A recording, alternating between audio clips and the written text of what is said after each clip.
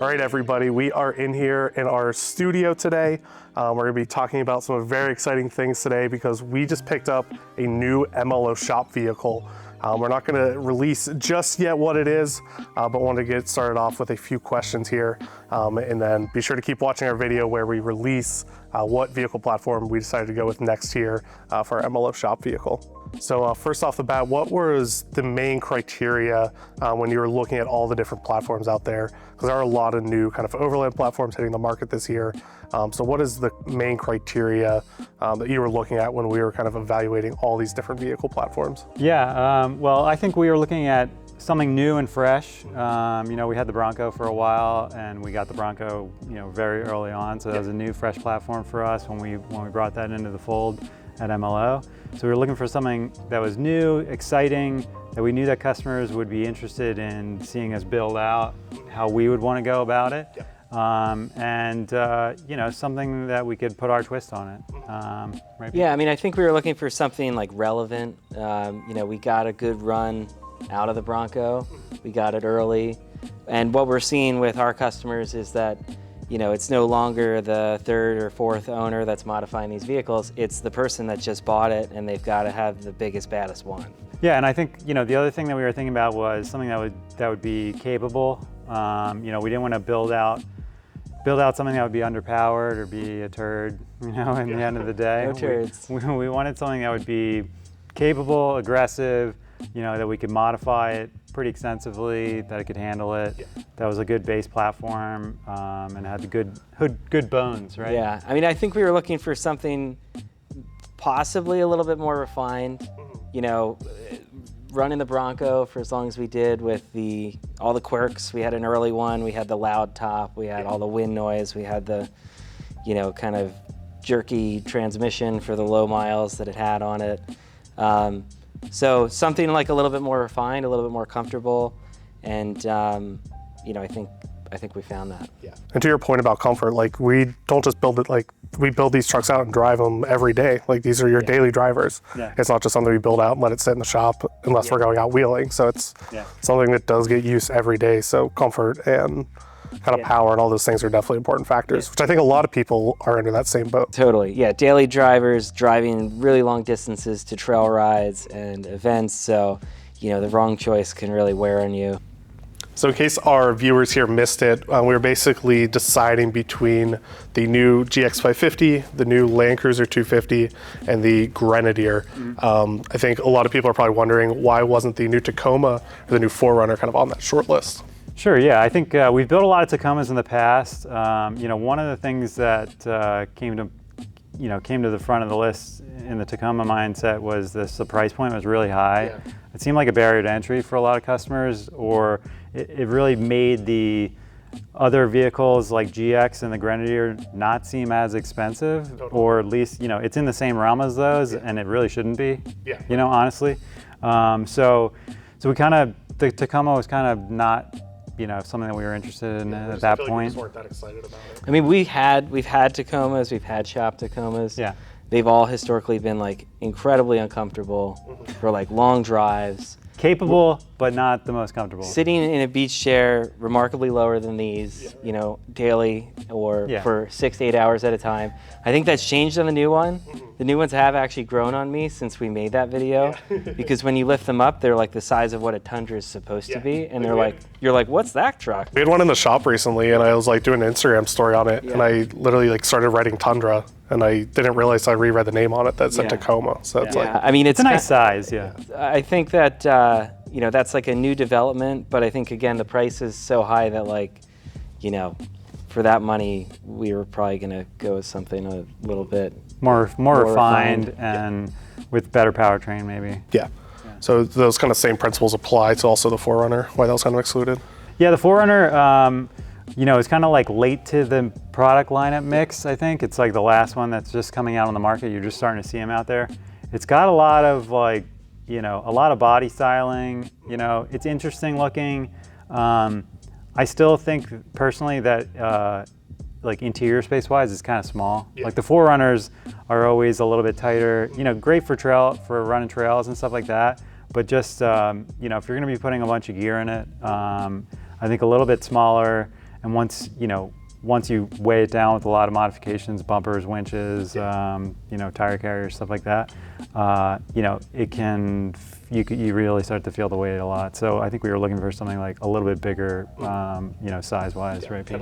Yeah, I think we were looking for more power too. Having driven vehicles with that power plant, the Tacoma, whatever else. The 4Runner is cool. I think right now, because there aren't a whole lot of them that are really built out, the body style makes it look like it's trying really hard. So I think as they get built up and they become more proportional with bigger tires, bumpers, they'll grow on us too. But for now, I would say the LC250 over 4Runner, probably because we've just seen more of them built. Yeah, and definitely parts availability is a concern because the 4Runner just kind of hitting the road now. We were kind of ready to go and start building something yesterday, where we didn't really want to wait around for the aftermarket to kind of catch up. It's going to take probably another 12 months, I would think, for the aftermarket to catch up to the 4Runner. Yeah.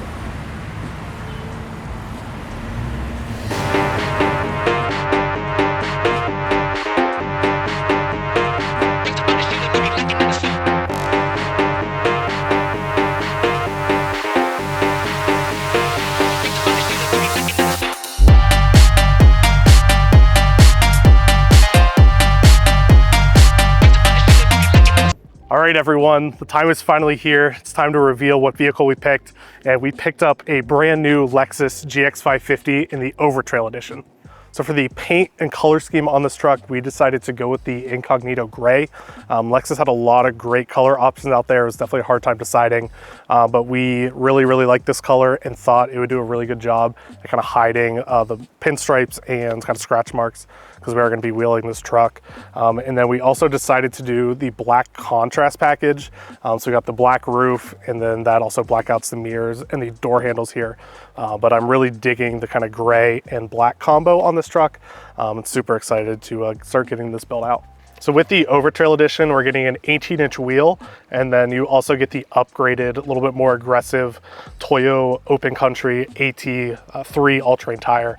Unfortunately, these probably aren't going to last very long, because we're going to be upgrading to a bigger wheel and tire setup. So in the Overtrail edition here, we do get some additional kind of off-road performance parts. So down here on the center console, we have a center locking differential as well as a rear locking differential. You also have your selector for high and low range. And then up here, kind of further up here, we have all these multi-terrain selects, so we can switch between deep snow, mud, sand, dirt, and auto. And then we're also getting downhill control and then also crawl control. So they're packing a lot of those overland and off-road features into this Lexus, which they really haven't offered before. So really exciting to kind of see Lexus jump into the overland off-road market and baking all these kind of features into the truck, where people might have to go to the aftermarket to find them with the previous Lexus trucks. But it's cool that you can get all these right from the factory with factory warranty. So that's a quick overview on our new Lexus GX550. Let's head it back to the studio so we can give you reasoning why we picked this over some of the other platforms out there. So the cat's out of the bag now. We picked the new GX550. What is the main reasons why we went with the GX over maybe the LC250 or the Grenadier? Yeah, so really we test drove all three. We liked all three for different reasons, I think.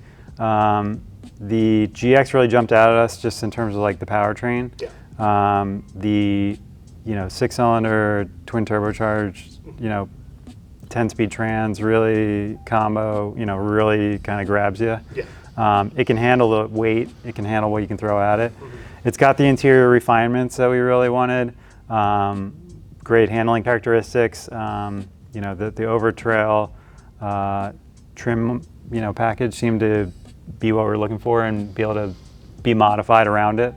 So I think it just checked a lot of boxes, and we really liked the kind of modern styling of it versus kind of the classic look of the LC250. I think that has that kind of iconic look of the old Land Cruisers, but I think the 4-cylinder hybrid in the LC250 wearied us a little bit in terms of modifying it, being able to handle the mods. Obviously you have the all that going on in the back trunk space that kind of raises the trunk floor level, makes the spare sit lower.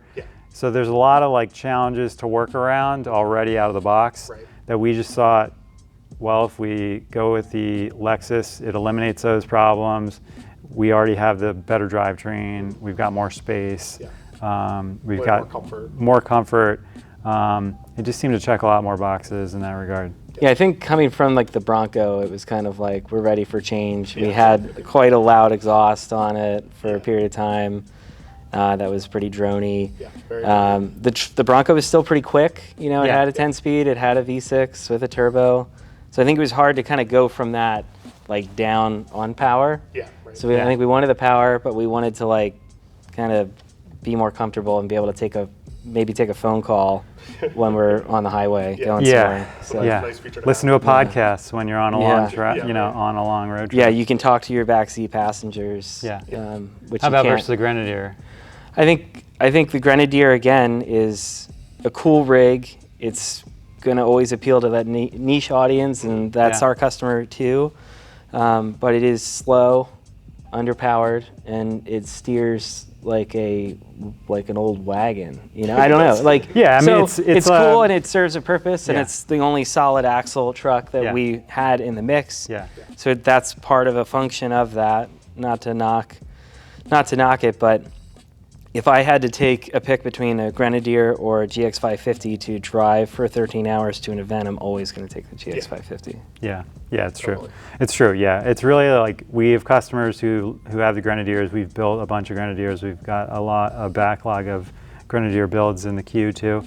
I think it's a great platform. I think if that's what you're looking for, it's great. I mean, like if you always wanted a Defender 110, but you want modern refinement and it to like handle and be more comfortable, like that's it. And that's the way you want to go. You know, you don't really want to get a 110. And you don't want 110s. And you don't want like a great, Resto Mod 110. Don't let the don't. quilted, diamond stitched interior fool you. It is. We've seen some nightmares of customers come in with poorly modified. I appreciate the Grenadier in that space that it's like better than any resto modded 110. It's what a Land Rover should be. It's got a warranty, and it's cool. It's got the cool factor. I think we were just looking for something that's a little bit more in between. We were kind of going back to our roots a little bit with like Toyota. Before we got into more broad kind of Overland builds, we were known for Toyotas, and it was kind of our specialty. It's like an evolution of the GX builds, the Prado line that we kind of, realized early on that you could cut away all of the Americanized portions of. So I think, and also I believe it's what, some of our subscribers kind of were the most engaged on when they were we did kind of put that out there to our followers to see what they were excited by and what they wanted to see us build, and we definitely did get a little bit more of a response on the GX platform. I love looking at those comments. You got I'd say a smaller group that was really passionate about the Grenadier. And then I'd say the rest of the folks were kind of heavier leaning towards the GX550. There's an interesting like group of Grenadier followers who are like, don't modify it, it's perfect. And we're like, not really. Like, you need to modify it, that's what we do, and it can be better. So I think we're really happy with our choice, and we're looking forward to building it out. So we literally just picked this up a week ago. A week from Monday, and you've been driving it back and forth from work for about a week now. What are your first impressions of it? Driving it for a week. We did a little road trip to pick this thing up in Queens, New York, because it was hard to find, really hard to find. We had deposits on a couple, and we finally found one. First impressions are, I'm actually like really surprised like how well it handles and how much power it has.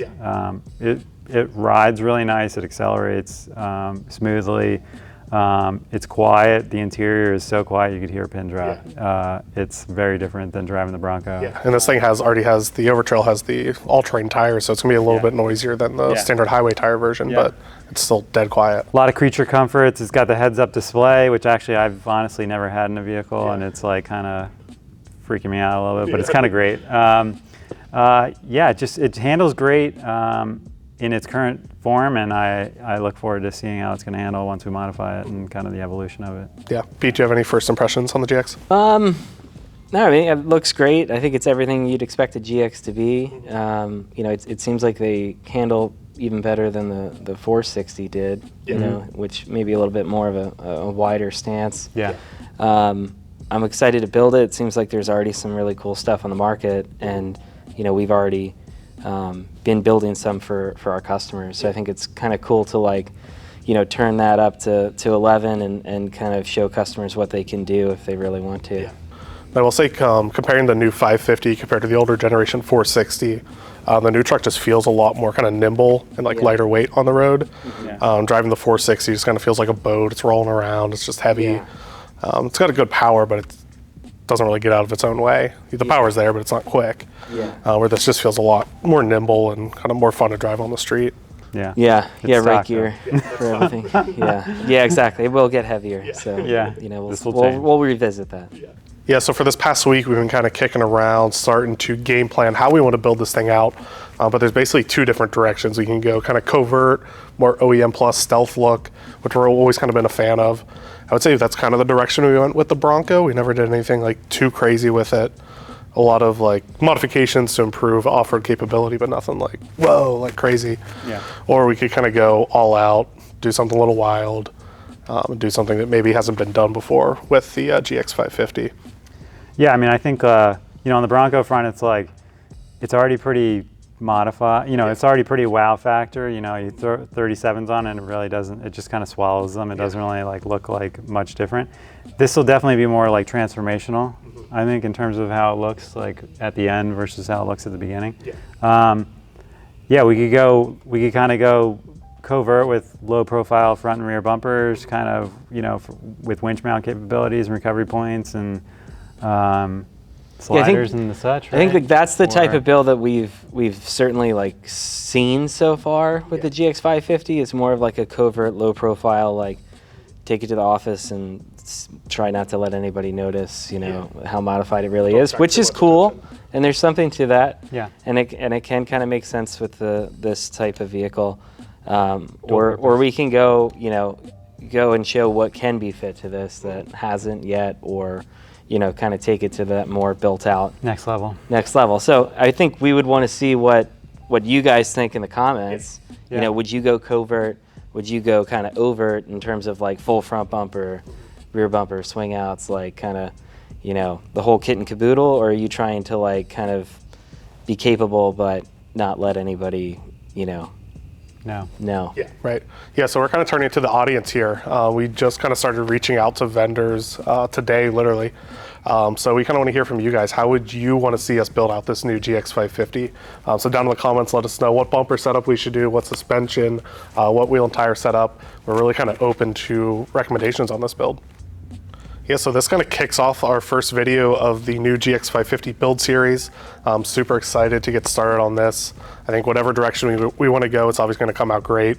But I'm just excited to start kind of working on it and dive in and just learning more about this new platform.